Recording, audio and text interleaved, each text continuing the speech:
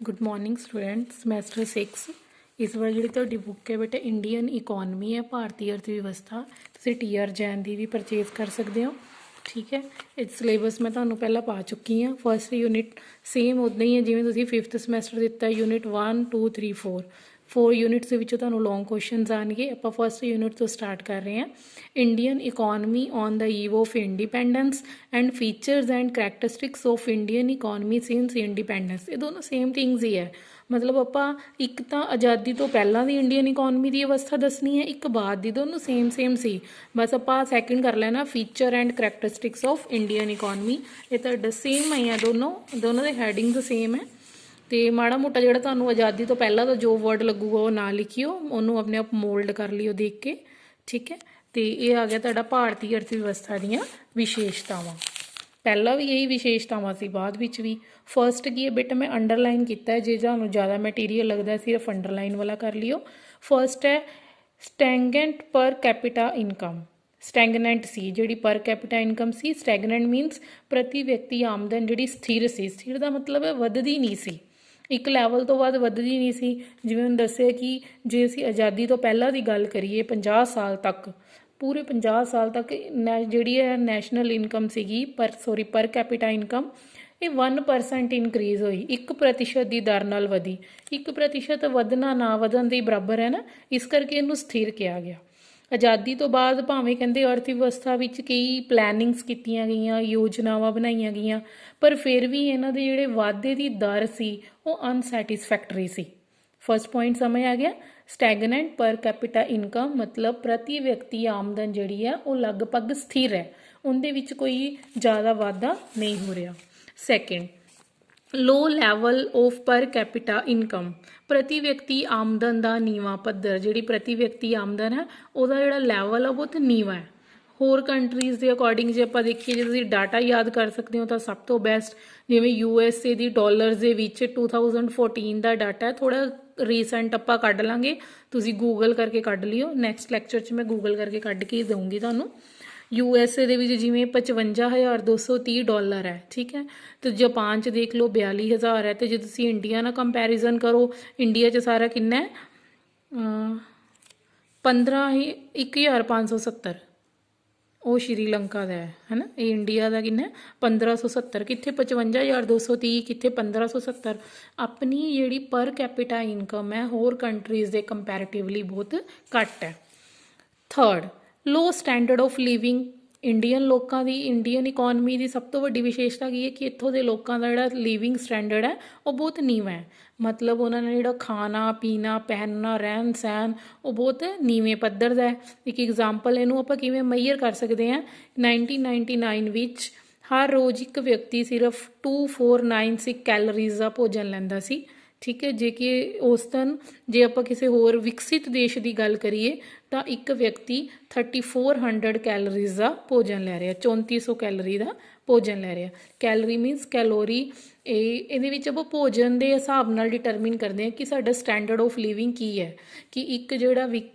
ਦੇਸ਼ ਹੈ ਉਹਦਾ ਜਿਹੜਾ ਰਹਿਣ ਸਹਿਣ ਦਾ ਪੱਧਰ ਹੈ ਉਹ ਇੱਕ ਵਿਅਕਤੀ ਜਿਹੜਾ ਖੁਸ਼ਹਾਲ ਦੇਸ਼ ਵਿੱਚ ਰਹਿੰਦਾ ਜਾਂ ਗਰੀਬ ਦੇਸ਼ ਵਿੱਚ ਰਹਿੰਦਾ ਉਹ ਕਿਵੇਂ ਦੀ ਕੈਲੋਰੀਜ਼ ਦਾ ਭੋਜਨ ਲੈ ਰਿਹਾ ਮਤਲਬ ਆਪਣੇ ਭੋਜਨ ਵਿੱਚ ਦੁੱਧ ਫਰੂਟ ਪ੍ਰੋਟੀਨਸ ਨਿਊਟਰੀਐਂਟਸ ਜੋ ਉਹਨੂੰ ਚਾਹੀਦੇ ਉਹ ਪ੍ਰੋਪਰ ਮਾਤਰਾ ਵਿੱਚ ਲੈ ਰਿਹਾ ਜਾਂ ਨਹੀਂ ਲੈ ਰਿਹਾ ਇਹਨੂੰ ਆਪਾਂ ਕੈਲੋਰੀਜ਼ ਵਿੱਚ ਮੇਜਰ ਕਰਦੇ ਹਾਂ ਨੈਕਸਟ ਆ ਗਿਆ ਧਨ ਅਤੇ ਆਮਦਨ ਦੀ ਵੰਡ ਵਿੱਚ ਅਸਮਾਨਤਾ unequal distribution of income and wealth ਸਭ ਤੋਂ ਵੱਡੀ ਵਿਸ਼ੇਸ਼ਤਾ ਕੀ ਹੈ ਇੰਡੀਅਨ ਇਕੋਨਮੀ ਦੀ ਕਿ ਇੱਥੇ ਧਨ ਅਤੇ ਆਮਦਨ ਵਿੱਚ ਬਹੁਤ ਜ਼ਿਆਦਾ ਅਨਇਕੁਅਲ ਡਿਸਟ੍ਰੀਬਿਊਸ਼ਨ ਹੈ ਅਨਇਕੁਅਲ ਡਿਸਟ੍ਰੀਬਿਊਸ਼ਨ ਦਾ ਮਤਲਬ ਹੈ ਤੁਹਾਨੂੰ ਸਭ ਨੂੰ ਪਤਾ ਹੈ ਕਿ ਇੱਥੇ ਅਮੀਰ ਤਾਂ ਹੋਰ ਅਮੀਰ ਹੋ ਰਿਹਾ ਗਰੀਬ ਹੋਰ ਗਰੀਬ ਹੋ ਰਿਹਾ ਅਮੀਰ ਅਤੇ ਗਰੀਬ ਵਿੱਚ ਬਹੁਤ ਜ਼ਿਆਦਾ ਫਰਕ ਹੈ ਜਿਹਦੇ ਨਾਲ ਕੀ ਹੈ ਇਹ ਫਰਕ ਤਾਂ ਵੈਸਟਰਨ ਕੰਟਰੀਜ਼ 'ਚ ਵੀ ਹੈ ਵਿਕਸਿਤ ਦੇਸ਼ਾਂ ਵਿੱਚ ਵੀ ਕੀ ਹੈ ਪਰ ਉੱਥੋਂ ਅਤੇ ਇੱਥੇ 'ਚ ਫਰਕ ਕੀ ਹੈ ਜਿਹੜੇ ਵਿਕਸਿਤ ਦੇਸ਼ ਹੈ ਜੋ ਉਹਨਾਂ ਦੇ ਅਮੀਰ ਲੋਕ ਹੈ ਉਹ ਕੀ ਕਰਦੇ ਆ ਆਪਣਾ ਜਿਹੜਾ ਪੈਸਾ ਹੈ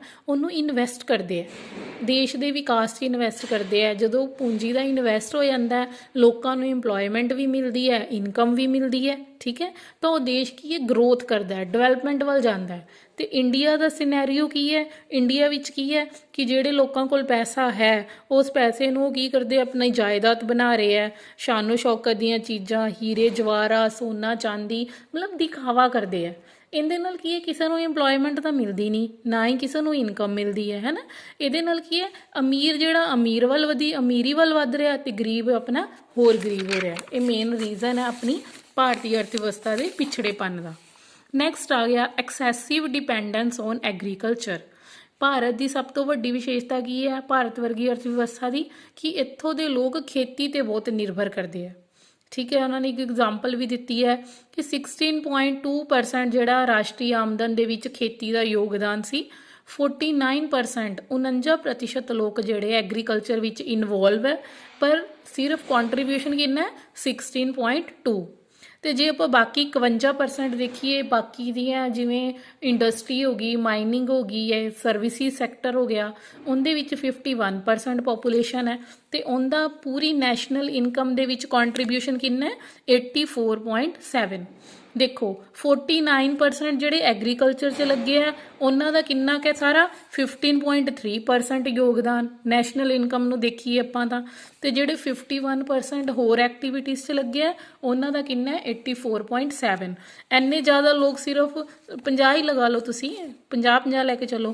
50% ਜਿਹੜੇ ਐਗਰੀਕਲਚਰ 'ਚ ਲੱਗੇ ਉਹ ਸਿਰਫ 15% ਕਰ ਰਹੇ ਆ ਕੰਟਰੀਬਿਊਸ਼ਨ, ਤੇ ਜਿਹੜੇ ਬਾਕੀ 50% ਹੋਰ ਐਕਟੀਵਿਟੀਜ਼ ਲੱਗੇ ਆ ਉਹ 84% ਦਾ ਕੰਟਰੀਬਿਊਸ਼ਨ ਕਰ ਰਹੇ ਆ। ਇਹਦਾ ਮਤਲਬ ਕਿ ਖੇਤੀ ਤੇ ਲੋਕਾਂ ਦੀ ਨਿਰਭਰਤਾ ਤਾਂ ਜ਼ਿਆਦਾ ਹੈ, ਬਟ ਖੇਤੀ ਦਾ ਜਿਹੜਾ ਯੋਗਦਾਨ ਹੈ ਉਹ ਬਹੁਤ ਘੱਟ ਹੈ। ਰੀਜ਼ਨ ਕੀ ਹੈ, ਕਿਉਂਕਿ ਐਗਰੀਕਲਚਰ ਜਿਹੜੀ ਆਪਣੀ ਮਾਨਸੂਨ ਬੇਸਡ ਹੈ। ਜੇ ਮੀਂਹ ਵਧੀਆ ਪੈ ਗਿਆ ਤਾਂ ਵਧੀਆ ਫਸਲ ਹੋ ਗਈ, ਨਾ ਵਧੀਆ ਪਿਆ ਤਾਂ ਫਸਲ ਖਤਮ ਹੋ ਗਈ। ਇਹਦੇ ਕਰਕੇ ਆਪਣੀ ਜਿਹੜੀ ਇਕੋਨਮੀ ਹੈ ਇਹ ਪਿੱਛੇ ਜਾ। ਨੈਕਸਟ ਆ ਗਿਆ ਆਪਣੇ ਕੋਲ ਲੈਕ ਆਫ ਪ੍ਰੋਪਰ ਇੰਡਸਟਰੀਅਲਾਈਜੇਸ਼ਨ। ਭਾਰਤ ਦੇ ਵਿੱਚ ਕੀ ਹੈ, ਉਚਿਤ ਉਦਯੋਗੀਕਰਨ ਦੀ ਵੀ ਘਾਟ ਹੈ। ਠੀਕ ਹੈ, ਕਈ ਉਦਯੋਗ ਹੈ ਉਹ ਬਹੁਤ ਘੱਟ ਚੱਲ ਰਹੇ ਹੈ, ਜਿਵੇਂ ਕਿ ਭਾਰਤ ਦੀ ਆਜ਼ਾਦੀ ਤੋਂ ਬਾਅਦ ਉਪਭੋਗੀ ਵਸਤੂਆਂ, ਕੱਪੜਾ, ਚੀਨੀ, ਦਵਾਈਆਂ ਆਦਿ ਦੇ ਉਦਯੋਗਾਂ ਦਾ ਲੋੜੀਂਦਾ ਵਿਕਾਸ ਹੋ ਸਕਿਆ ਹੈ, ਪਰ ਜਿਹੜੇ ਬੇਸਿਕ ਉਦਯੋਗ ਹੈ, ਬੇਸਿਕ ਕਿਹੜੇ ਹੁੰਦੇ ਆ, ਪੂੰਜੀਗਤ ਮਸ਼ੀਨ ਬਣਾਉਣ ਦਾ, ਰਸਾਇਣ ਉਦਯੋਗ, ਖਾਦ ਉਦਯੋਗ, ਇਹਨਾਂ ਦਾ ਸੈਟਿਸਫੈਕਟਰੀ ਵਿਕਾਸ ਨਹੀਂ ਹੋਇਆ। ਨੈਕਸਟ ਆ ਗਿਆ 7th ਪੁਆਇੰਟ ਤੁਹਾਡਾ lack of proper banking facilities. Indian economy ਦੀ ਇੱਕ ਸਭ ਤੋਂ ਵੱਡੀ ਵਿਸ਼ੇਸ਼ਤਾ ਇਹ ਹੈ ਕਿ ਇੱਥੇ ਬੈਂਕਿੰਗ ਫੈਸਿਲਿਟੀਜ਼ ਨਹੀਂ ਹੈ, ਉਚਿਤ ਬੈਂਕਿੰਗ ਸਹੂਲਤਾਂ ਦੀ ਘਾਟ ਹੈ। ਕਈ ਹਜੇ ਵੀ ਪਿੰਡ ਇਹੋ ਜਿਹੇ ਹੈ ਜਿੱਥੇ ਪ੍ਰੋਪਰ ਬੈਂਕਿੰਗ ਨਹੀਂ ਹੈ। ਇੱਕ ਅੱਧਾ ਬੈਂਕ ਹੈ ਉਹ ਵੀ ਪੂਰੀ ਤਰ੍ਹਾਂ ਫੰਕਸ਼ਨਿੰਗ 'ਚ ਨਹੀਂ ਹੈ।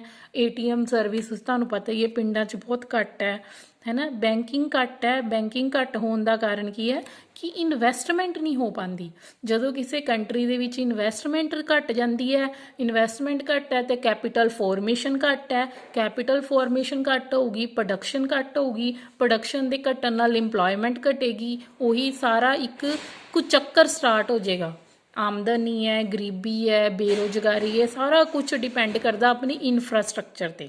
ਨੈਕਸਟ ਆ ਗਿਆ less development of means of transport ਦੇ ਸਾਧਨ ਵੀ ਬਹੁਤ ਘੱਟ ਵਿਕਸਿਤ ਹੈ ਨਾ। ਨੈਕਸਟ ਪ੍ਰੈਸ਼ਰ ਆਫ ਪੋਪੂਲੇਸ਼ਨ ਦਾ ਪ੍ਰੈਸ਼ਰ ਬਹੁਤ ਹੈ, ਮਤਲਬ ਜਨਸੰਖਿਆ ਤੇਜ਼ੀ ਨਾਲ ਵੱਧਦੀ ਜਾ ਰਹੀ ਹੈ, ਲੇਕਿਨ ਜਿਹੜੇ ਸਾਡੇ ਨੈਚੁਰਲ ਰਿਸੋਰਸਿਸ ਹੈ, ਲੈਂਡ, ਠੀਕ ਹੈ, ਏਅਰ, ਵਾਟਰ, ਇਹਨਾਂ ਦੇ ਉੱਤੇ ਬਹੁਤ ਜ਼ਿਆਦਾ ਪ੍ਰੈਸ਼ਰ ਪੈ ਰਿਹਾ ਵੱਧਦੀ ਹੋਈ population the. Unemployment and under employment. Indian economy ਦੀ ਸਭ ਤੋਂ ਵੱਡਾ ਫੀਚਰ ਕੀ ਹੈ ਕਿ ਇੱਥੇ ਇੱਕ ਤਾਂ ਅਨਇੰਪਲੋਇਮੈਂਟ ਬਹੁਤ ਹੈ ਅਤੇ ਨਾਲ ਅੰਡਰ ਇੰਪਲੋਇਮੈਂਟ ਵੀ ਹੈ। ਅੰਡਰ ਇੰਪਲੋਇਮੈਂਟ ਦਾ ਮਤਲਬ ਹੁੰਦਾ ਕਿ ਕੋਈ ਵਿਅਕਤੀ ਨੇ ਕੋਈ ਅੱਛੀ ਡਿਗਰੀ ਕੀਤੀ ਹੈ ਜਾਂ MBA ਦੀ, ਤਾਂ ਉਹ ਡਿਜ਼ਰਵ ਕਰਦਾ ਹੈ 40-45 ਹਜ਼ਾਰ ਦੀ ਸੈਲਰੀ 'ਤੇ ਕੰਮ ਕਰੇ, ਬਟ ਉਹਨੂੰ ਜੋਬ ਨਹੀਂ ਮਿਲ ਰਹੀ ਅਤੇ ਫੈਮਿਲੀ ਦੇ ਪ੍ਰੈਸ਼ਰ ਕਰਕੇ, ਹੋਰ ਆਪਣੀਆਂ ਰਿਸਪੋਂਸਿਬਿਲਿਟੀਜ਼ ਦੇ ਕਰਕੇ ਜੇ ਉਹ 20,000 'ਤੇ ਜੋਬ ਕਰ ਰਿਹਾ ਤਾਂ ਉਹ ਅੰਡਰ ਇੰਪਲੋਇਡ ਹੈ।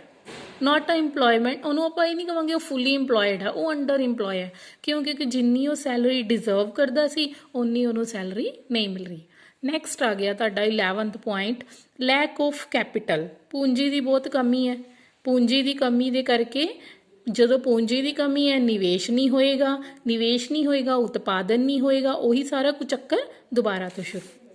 ਅਲਪ ਵਿਕਸਿਤ ਕੁਦਰਤੀ ਸਾਧਨ, ਜਿਹੜੇ ਸਾਡੇ ਨੈਚੁਰਲ ਰਿਸੋਰਸਿਸ ਉਹ ਵੀ ਅੰਡਰ ਡਿਵੈਲਪ ਹੈ। ਹੁਣ ਦੇਖੋ ਪਾਣੀ ਆਪਣੇ ਕੋਲ ਬਹੁਤ ਜ਼ਿਆਦਾ ਹੈ, ਕਦੀ ਤਾਂ ਇੱਥੇ ਆਪਾਂ ਨੂੰ ਹੜ੍ਹਾਂ ਦੀ ਸਮੱਸਿਆ ਨਾਲ ਜੂਝਣਾ ਪੈਂਦਾ ਹੈ ਕਿ ਬਾੜ ਆ ਗਈ ਤੇ ਕਿਤੇ ਸੋਕਾ ਪਈ ਜਾ ਰਿਹਾ। ਮਤਲਬ ਸਾਡੀਆਂ ਫਸਲਾਂ ਨੂੰ ਪਾਣੀ ਨਹੀਂ ਮਿਲ ਰਿਹਾ। ਇਹਦਾ ਮਤਲਬ ਨਾ ਪ੍ਰੋਪਰ ਮੈਨੇਜਮੈਂਟ ਨਹੀਂ ਹੈ। ਮੈਨੇਜਮੈਂਟ ਹੋਵੇ ਤੇ ਜਿਹੜਾ ਉੱਥੇ ਆਪਾਂ ਨੂੰ ਫਲੱਡ ਦੀ ਪ੍ਰੋਬਲਮ ਹੈ, ਬਾੜ ਦੀ ਸਮੱਸਿਆ, ਹੜ੍ਹ ਦੀ ਸਮੱਸਿਆ ਹੈ, ਉਹਦੇ ਵਾਸਤੇ ਉਹਨੂੰ ਪ੍ਰੋਪਰ ਮੈਨੇਜ ਕਰਕੇ ਉਸੇ ਪਾਣੀ ਨੂੰ ਜਿੱਥੇ ਫਸਲਾਂ ਨੂੰ ਸਿੰਚਾਈ ਦੀ ਲੋੜ ਹੈ ਪਾਣੀ ਉੱਥੇ ਅਵੇਲੇਬਲ ਕਰਵਾਇਆ ਜਾਵੇ ਤਾਂ ਸਾਡੀਆਂ ਦੋਨੋਂ ਪ੍ਰੋਬਲਮ ਸੋਲਵ ਹੁੰਦੀਆਂ। ਇੱਕ ਪਾਸੇ ਹੜ੍ਹਾਂ ਦੀ ਪ੍ਰੋਬਲਮ ਸੋਲਵ ਹੋ ਜਾਏਗੀ ਅਤੇ ਦੂਸਰੇ ਪਾਸੇ ਸਾਡੀਆਂ ਫਸਲਾਂ ਦੀ ਪ੍ਰੋਬਲਮ ਸੋਲਵ ਹੋ ਜਾਏਗੀ। ਇਹ ਕਿਉਂ ਹੈ? ਕਿਉਂਕਿ ਜਿਹੜੇ ਸਾਡੇ ਕੁਦਰਤੀ ਸਾਧਨ ਹੈ ਉਹ ਹਜੇ ਤੱਕ ਅਲਪ ਵਿਕਸਿਤ ਹੈ, ਉੱਧਰ ਆਪਾਂ ਪ੍ਰੋਪਰ ਧਿਆਨ ਨਹੀਂ ਦੇ ਰਹੇ। ਨੈਕਸਟ ਆ ਗਿਆ shortage of able and efficient entrepreneur. ਜਿਹੜੇ ਸਾਡੇ ਉਦਮੀ ਹੈ ਉਹ ਵੀ ਪੂਰੇ ਯੋਗ ਅਤੇ ਨਿਪੁੰਨ ਨਹੀਂ ਹੈ।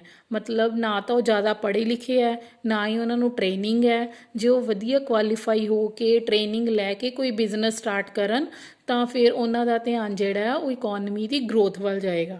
ਜਦੋਂ ਸਾਡੇ ਜਿਹੜੇ ਉਦਮੀ ਹੈ ਉਹ ਅਕੁਸ਼ਲ ਹੈ, ਪੜ੍ਹੇ ਲਿਖੇ ਨਹੀਂ ਹੈ, ਉਹਨਾਂ ਨੂੰ ਟ੍ਰੇਨਿੰਗ ਦੀ ਕਮੀ ਹੈ ਅਤੇ ਫਿਰ ਉਹ ਉਨੇ ਤੇਜ਼ੀ ਨਾਲ ਦੇਸ਼ ਦੇ ਵਿਕਾਸ ਵਿੱਚ ਯੋਗਦਾਨ ਨਹੀਂ ਪਾ ਸਕਦੇ। Next outdated social institutions. ਹਾਲੇ ਵੀ ਜਿਹੜੀਆਂ ਸਾਡੀਆਂ ਪਿਛੜੀਆਂ ਹੋਈਆਂ ਸਮਾਜਿਕ ਸੰਸਥਾਵਾਂ ਹੈ ਜਿਵੇਂ ਸਾਂਝਾ ਪਰਿਵਾਰ, ਉੱਤਰਾਧਿਕਾਰੀ ਨਿਯਮ, ਰੀਤੀ ਰਿਵਾਜ, ਧਾਰਮਿਕ ਰਸਮਾਂ ਮੀਨਸ ਕੀ ਹੈ ਇੰਡੀਆ ਦੇ ਵਿੱਚ ਕਿ ਲੋਕ ਜੁੜੇ ਹੋਏ ਹੈ ਇਹਨਾਂ ਚੀਜ਼ਾਂ ਦੇ ਨਾਲ। ਆਪਾਂ ਆਪਣਾ ਸੰਯੁਕਤ ਪਰਿਵਾਰ, ਆਪਣੀ ਜੁਆਇੰਟ ਫੈਮਿਲੀ ਛੱਡ ਕੇ ਜਾਣ ਲਈ ਤਿਆਰ ਹੀ ਨਹੀਂ।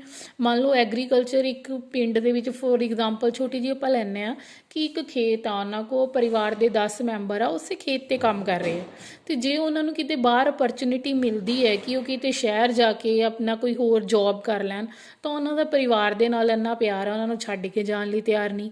ਪਹਿਲਾਂ ਤਾਂ ਇੰਨੀ ਕੁ ਲੋਕਾਂ ਦੀ ਔਰਥੋਡਾਕਸ ਸੋਚ ਸੀ ਕਿ ਉਹ ਜੋ ਸਮੁੰਦਰ ਪਾਰ ਕਰਦੇ ਸੀ ਨਾ, ਸੋਚਦੇ ਸੀ ਕਿ ਉਹਨਾਂ ਦੇ ਧਰਮ ਦੇ ਅਗੇਂਸਟ ਹੈ। ਅੱਜ ਕੱਲ੍ਹ ਤਾਂ ਚਲੋ ਇਹ ਟਰੈਂਡ ਖਤਮ ਹੋ ਰਿਹਾ ਨਾ, ਲੋਕ ਫੋਰਨ ਬਹੁਤ ਜਾ ਰਹੇ ਆ, ਬਟ ਪਹਿਲਾਂ ਲੋਕਾਂ ਦੀ ਇਹ ਸੋਚ ਸੀ ਉਹ ਆਪਣੇ ਧਰਮ ਨਾਲ, ਪਰਿਵਾਰ ਨਾਲ ਇਸ ਤਰ੍ਹਾਂ ਜੁੜੇ ਹੋਏ ਸੀ ਜੋ ਕਿ ਸਾਡੇ ਦੇਸ਼ ਦੇ ਆਰਥਿਕ ਵਿਕਾਸ ਵਿੱਚ ਬਹੁਤ ਵੱਡੀ ਰੁਕਾਵਟ ਸੀ। Next low grade human capital. Human capital means ਕੀ ਹੁੰਦੀ ਹੈ? ਮਾਨਵ ਪੂੰਜੀ, ਪੜ੍ਹੀ ਲਿਖੀ, ਸਿੱਖਿਅਤ, ਟ੍ਰੇਨਡ, ਇਹਨੂੰ ਕਹਿੰਦੇ ਹਿਊਮਨ ਕੈਪੀਟਲ। ਉਹ ਵੀ ਬਹੁਤ ਘਟੀਆ ਲੈਵਲ ਦੀ ਹੈ। ਘਟੀਆ ਤਕਨੀਕ, ਤੁਹਾਨੂੰ ਪਤਾ ਹੀ ਹੈ ਕਿ ਇੱਥੇ ਟੈਕਨੋਲੋਜੀ ਇੰਨੀ ਡਿਵੈਲਪ ਨਹੀਂ ਹੋਈ, ਠੀਕ ਹੈ, ਟੈਕਨੋਲੋਜੀ ਡਿਵੈਲਪ ਨਹੀਂ ਹੈ ਜਿਹਦੇ ਕਰਕੇ ਉਤਪਾਦਨ ਦੇ ਵਿੱਚ ਉਤਪਾਦਨ ਲਾਗਤ ਬਹੁਤ ਵੱਧ ਜਾਂਦੀ ਹੈ। ਕੋਸਟ ਵਧਣ ਦੇ ਨਾਲ ਪ੍ਰਾਈਜ਼ ਵੱਧ ਜਾਂਦਾ ਹੈ, ਡਿਮਾਂਡ ਘੱਟ ਜਾਂਦੀ ਹੈ, ਵਿਦੇਸ਼ਾਂ ਦੇ ਵਿੱਚ ਸਾਡਾ ਮਾਲ ਵਿਕਣਾ ਘੱਟ ਜਾਂਦਾ ਹੈ, ਸਾਡੇ ਐਕਸਪੋਰਟ ਘੱਟ ਜਾਂਦੇ ਹੈ। ਜੇ ਐਕਸਪੋਰਟ ਘਟੂਗੇ ਫੋਰਨ ਕਰੰਸੀ ਆਪਣੀ ਕੰਟਰੀ 'ਚ ਆਉਣੀ ਬੰਦ ਹੋ ਜਾਏਗੀ। ਇਹ ਸਾਰੀਆਂ ਸਮੱਸਿਆਵਾਂ ਕਿਉਂ ਹੈ? ਕਿਉਂਕਿ ਸਾਡੀ ਜਿਹੜੀ ਟੈਕਨੋਲੋਜੀ ਹੈ ਪੂਅਰ ਟੈਕਨੋਲੋਜੀ ਹੈ। ਨੈਕਸਟ ਆ ਗਿਆ ਡਿਊਲਿਸਟਿਕ ਇਕਨੋਮਿਕ ਸਟਰਕਚਰ। ਮਤਲਬ ਜਿਹੜਾ ਸਾਡਾ ਇਕਨੋਮਿਕ ਸਟਰਕਚਰ ਹੈ, ਆਰਥਿਕ ਢਾਂਚਾ ਹੈ ਵੀ ਦੋਹਰਾ ਹੈ। ਦੋਹਰਾ ਮੀਨਸ ਇੱਕ ਪਾਸੇ ਤਾਂ ਵਿਕਸਿਤ ਖੇਤਰ ਹੈ, ਠੀਕ ਹੈ, ਵੱਡੇ ਵੱਡੇ ਮਲਟੀਨੈਸ਼ਨਲ ਕਾਰਪੋਰੇਸ਼ਨ ਹੈ, ਐਕਸਪੋਰਟ ਪ੍ਰਮੋਸ਼ਨ ਕੰਪਨੀਜ਼ ਹੈ, ਵੱਡੀਆਂ ਵੱਡੀਆਂ ਘਰਾਣੇ ਹੈ ਜਿਹੜੇ ਕਿ ਬਹੁਤ ਹੀ ਵਧੀਆ ਤਰੀਕੇ ਨਾਲ ਗਰੋਥ ਵੱਲ ਜਾ ਰਹੇ ਹੈ। ਸੈਕਿੰਡ ਜਿਹੜਾ ਇਕੋਨਮੀ ਦੇ ਵਿੱਚ ਕੀ ਹੈ? ਸਬਸਿਸਟੈਂਟ ਸੈਕਟਰ ਵੀ ਹੈ, ਜੀਵਨ ਨਿਰਵਾਹ ਖੇਤਰ। ਉਹਦੇ ਵਿੱਚ ਕੀ ਹੈ? ਛੋਟੀਆਂ ਛੋਟੀਆਂ ਵਪਾਰਕ ਇਕਾਈਆਂ, ਪੇਂਡੂ ਉਦਯੋਗ, ਲੋਕਾਂ ਦਾ ਜੀਵਨ ਨਿਰਵਾਹ ਹੀ ਬੜੀ ਕਠਿਨਾਈ ਨਾਲ ਹੁੰਦਾ ਹੈ ਨਾ। ਇਹਦਾ ਮਤਲਬ ਸਬਸਿਸਟੈਂਸ ਦਾ ਮਤਲਬ ਸਿਰਫ ਜੀਵਨ ਦੇ ਨਿਰਵਾਹ ਵਾਸਤੇ ਉਹ ਕੰਮ ਕਰਦੇ ਆ ਕਿ ਬਸ ਸਾਡਾ ਜੀਵਨ ਚੱਲੀ ਜਾਵੇ। ਇਹ ਕੀ? ਆਪਣੀ ਡਿਊਲਿਸਟਿਕ ਇਕੋਨਮੀ ਸਟਰਕਚਰ। ਇਹ ਆਪਾਂ ਕੀ ਪੜ੍ਹਿਆ? ਇੰਡੀਅਨ ਇਕੋਨਮੀ ਦੀਆਂ ਵਿਸ਼ੇਸ਼ਤਾਵਾਂ। ਬੇਟਾ ਜੋ ਅੰਡਰਲਾਈਨ ਕੀਤਾ ਹੈ, ਜੇ ਬੁੱਕਸ ਨਹੀਂ ਵੀ ਹੈ ਤੇ ਨੋਟਸ ਪ੍ਰੀਪੇਅਰ ਕਰਕੇ ਮੈਨੂੰ ਗਰੁੱਪ ਵਿੱਚ ਸੈਂਡ ਕਰੋ। ਥੈਂਕਸ ਬੇਟਾ।